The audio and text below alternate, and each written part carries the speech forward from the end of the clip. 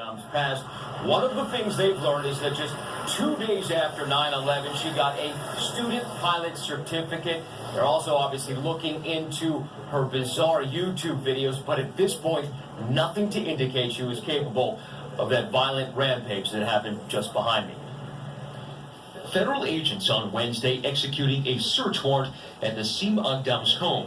Police spotted carrying bags of clothes stashed in a dumpster.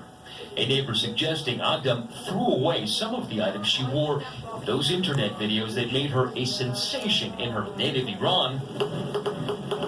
But in the hours after that shooting, Agdam was a mystery to law enforcement. A woman who racked up millions of YouTube views for exercising, dressing in costumes, promoting veganism, and dancing, had also obtained, ABC News has learned, an FAA student pilot certificate just 2 days after 9/11. Law enforcement sources tell us she is not a terrorist, but likely an everyday person who believed YouTube was unfairly censoring her. I'm being discriminated and filtered on YouTube. Her family says when she disappeared from home Saturday, they filed a missing persons report.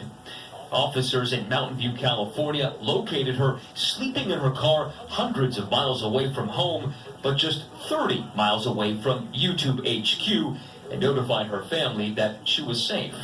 Did the family in any way suggest that she could be violent, or had been violent, or would be violent? There was no information at all from the family to our officer about any behavior or indication of behavior like that. A few hours after that brush with police, investigators say Agdam went to a local gun range for target practice before driving to YouTube's headquarters.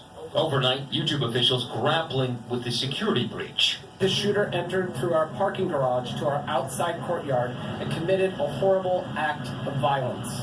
And outside their home, her family apologizing to the victims and struggling to comprehend the tragedy. I'm sorry, I can't believe it. Now, both federal and local law enforcement agencies we've spoken to said there was nothing they could have done to have prevented this.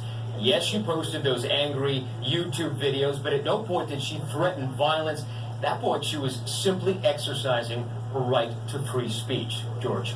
So Matt, does YouTube think they could have done more, any kind of a security breach? We just learned she got in through the parking garage.